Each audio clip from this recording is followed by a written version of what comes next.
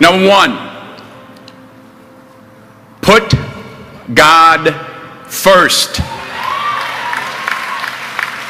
When I was young, starting to really make it as an actor, I came in, I talked to my mother. I said, Ma, did you think that this was going to happen? I'd be so big and I'll be able to take care of everybody and I can do this and I can do that and I can. She said, boy, stop it right there, stop it right there, stop it right there.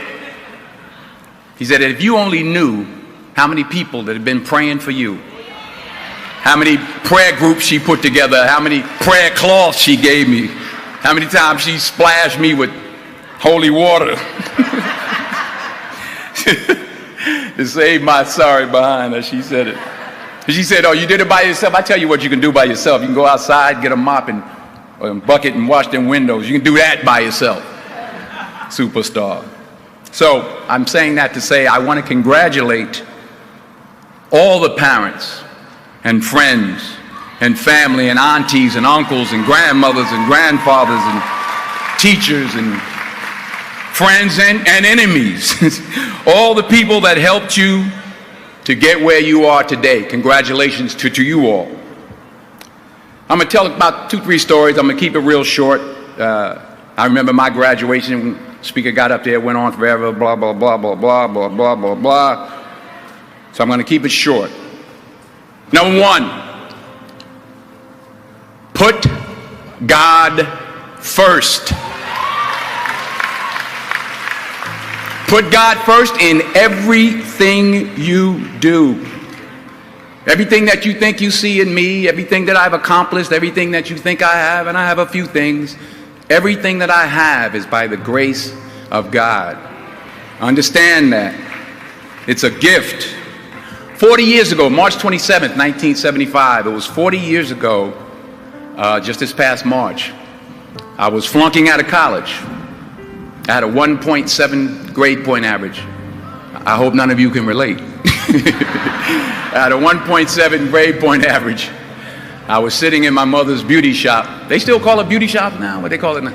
Yeah, I was sitting in the beauty parlor. I was sitting in my mother's beauty parlor, and I'm looking in the mirror, and I see behind me this woman under the dryer. And every time she looked up, every time I looked up, she was looking at me, just looking me in the eye. And I didn't know who she was, and I said, she said, somebody give me a pen, give me a pencil, I have a prophecy. March 27, 1975, she said, boy, you are going to travel the world and speak to millions of people. Now, mind you, I was flunked out of college. I'm thinking about joining the army. I didn't know what I was going to do, and she's telling me I'm going to travel the world and speak to millions of people. Well, I have traveled the world, and I have spoke to millions of people. But that's not the most important thing, the success that I had. The most important thing is that what she taught me and what she told me that day has stayed with me since. I've been protected. I've been directed. I've been corrected. I've kept God in my life, and it's kept me humble. I didn't always stick with him, but he always stuck with me. So stick with him in everything you do. If you think you want to do what you think I've done, then do what I've done and stick with God. Number 2, fail big. That's right. Fail big. Today's the beginning of the rest of your life, and it can be very frightening. It's a new world out there. It's a mean world out there, and you only live once. So do what you feel passionate about. Take chances professionally. Don't be afraid to fail. There's an old IQ test, was 9 dots, and you had to draw 5 lines with a pencil within these 9 dots without lifting the pencil. The only way to do it was to go outside the box. So don't be afraid to go outside the box. Don't be afraid to think outside the box. Don't be afraid to fail big, to dream big. But remember, dreams without goals are just dreams, and they ultimately fuel disappointment. So have dreams, but have goals, life goals, yearly goals, monthly goals, daily goals. I try to give myself a goal every day. Sometimes it's just to not curse somebody out. Simple goals, but have goals. And understand that to achieve these goals, you must apply discipline and consistency. In order to achieve your goals, you must apply discipline, which you have already done, and consistency every day, not just on Tuesday and miss a few days. You have to work at it every day. You have to plan every day. You've heard the saying, we don't plan to fail, we fail to plan. Hard work works. Working really hard is what successful people do. And in this text, tweet, twerk world that you've grown up in, remember, just because you're doing a lot more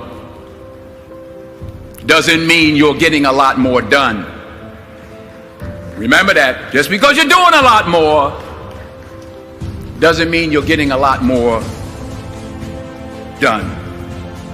Don't confuse movement with progress. My mother told me, she said, yeah, because you can run in place all the time and never get anywhere. So continue to strive, continue to have goals, continue to progress. Number 3, you'll never see a U-Haul behind a hearse. I'll say it again. You'll never see a U-Haul behind a hearse. I don't care how much money you make, you can't take it with you. The Egyptians tried it. They got robbed. That's all they got. You can't take it with you. And it's not how much you have. It's what you do with what you have. We all have different talents. Some of you will be doctors, some lawyers, some scientists, some educators, some nurses, some teachers. Yeah, okay. Some preachers. The most selfish thing you can do in this world is help someone else. Why is it selfish? Because the gratification, the goodness that comes to you, the good feeling that I get from helping others, nothing's better than that. Well, one or two things, but nothing's better than that. Not jewelry, not big house I have, not the cars, but it's the joy. That's where the joy is, in helping others. That's where the success is, in helping others. Finally, I pray that you put your slippers way under the bed tonight, so that when you wake up in the morning, you have to get on your knees to reach them. And while you're down there, say thank you for grace. Thank you for mercy. Thank you for understanding. Thank you for wisdom. Thank you for parents. Thank you for love. Thank you for kindness. Thank you for humility. Thank you for peace. Thank you for prosperity. Say thank you in advance for what's already yours. It's how I live my life. That's why I am, one of the reasons why I am today. Say thank you in advance for what is already yours. True desire in the heart for anything good is God's proof to you, sent beforehand to indicate that it's yours already. I'll say it again. True desire in the heart, that itch that you have, whatever it is you want to do, that thing that you want to do to help others and to grow and to make money, that desire, that itch, that's God's proof to you, sent beforehand already to indicate that it's yours. And anything you want good, you can have. So claim it. Work hard to get it. When you get it, reach back. Pull someone else up. Each one, teach one. Don't just aspire to make a living.